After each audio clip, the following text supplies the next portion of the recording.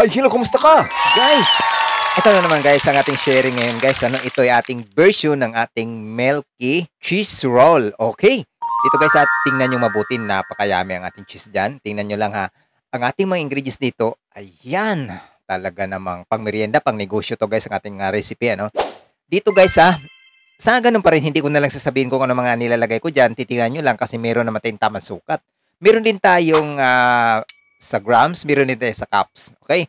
Kaya naman naging milky talaga ang ating version ng ating cheese roll dahil dito sa talagang hindi tayo nagtitipid dito sa gatas. Pwedeng fresh milk, pwedeng iba.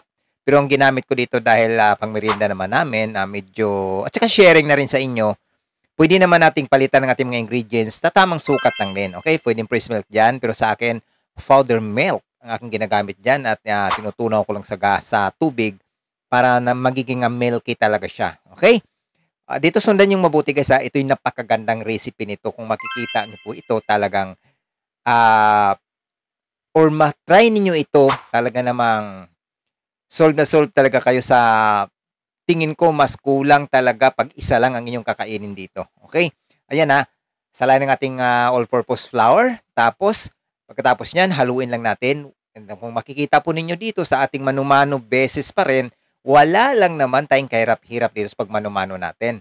Unlike sa iba talaga na hindi pa nila nakukuha ang diskarte, pero dito sa atin, tingnan nyo naman, ganyan lang. Ganyan lang kasimple. Ayan ang nilagay ko diyang shortening, pwedeng palitan niya ng butter, any kind of butter, at saka oil or margarine. Pwede rin. Nasa inyo po yan. Sa tamang sukat lang din ang ating ipapalit. Okay? Ayan, ganyan lang guys ganun lang. Basta makumpleto at mahalo ninyo ang inyong dough dyan. Yan, ganyan lang. I-erase nyo na siya. Okay? Pero kailangan balutin talaga natin sa plastic para maging maganda ang kanyang alsa. Huwag pahanginan, lalo na pag ito'y napigura na. Okay, ayan, balutin natin. Papahingayin lang natin yan guys Papahingayin natin para yan mag-blended na at umalsa sa 40 minutes lamang. Ayan, pag alsa na niyan, diyan na natin siya tanggalan ng hangin. Habang naghiwa tayo ng cheese guys, maraming salamat sa inyo. Huwag kalimutang i-like, i-follow ang ating Learn Baking with Is&Zay at ang ating YouTube channel. Ganon din ang name. Maraming salamat at ang personal account ni Jessie Anoos. Okay, maraming salamat sa inyo sa nag-follow at nag-subscribe. Shout out sa lahat po ng mga followers natin. Saudi, Qatar, Dubai, USA, Texas, California, Australia, sa lahat po sa Pilipinas. Maraming salamat po sa inyo guys. Maraming salamat.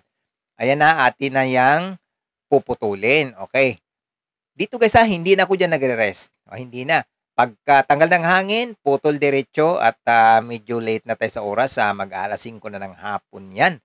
Okay, kaya yan ay atin ng palamanan yan. Okay. Yan lang puputulin nyo lang sa gusto ninyong laki. Tapos ipalaman ninyo ang inyong cheese na nahiwa. Okay. Ayan, depende yan kung pangnegosyo po ninyo ito. Kailangan kwentahin lang lahat ng costing, lahat talaga, pati pagod natin, electricity, water, lahat ng mga ating mga nagagamit at nagagastos dyan. Okay, ganun lang kasimple paggawa ng cheese roll na yan ating version, ganun lang kasimple. Dito lagyan nyo ng konting sugar para maging mas masarap pa. Okay? Lalong masarap pa pag may konting sugar, i-spread nyo rin dyan sa ating cheese. Okay? Dito, pwede nyo i-frosting dito ng buttercream, pwedeng melted butter, pwedeng margarine. Andyan ng package ng ating gawa. Okay? Ayan, ganun lang guys. Ganyan lang kasimple. Make sure lang talaga na tama ang ating mga ingredients at wala tayong nakakalimutan once na tayo gumawa nito para ang lasa naman niya ay makisama sa atin. Dyan, pwede din na iba nyo dyan yung egg wash, okay? Pwede din gatas, evap, or powder, basta tubigan lang, pwede. Walang kaarte-arte ang ating milky cheese roll, talaga namang napakaganda, napakadaling gawin. Ayan, habang pinapaalsa natin yan, titingnan natin, magpa-preheat natin ng oven kasi 30 minutes na pag-preheat natin sa oven, pwede na natin talaga yung isa lang kasi, depende sa oven, basta abutin nyo lang 150 degrees, lulutuin natin yan sa 25 minutes. Okay, ayan, luto na. Pangit naman nilutuin natin sobrang toasted, Pangit kasi yan ay ating ipo-frosting at lagyan pa natin yan ng powder sugar. Okay, yan natin yung powder sugar at ng ating butter, nating tinutunaw, or hindi naman ganong tunaw, para ating pahid dyan sa ibabaw. Ito yung napakaganda, guys. Ano?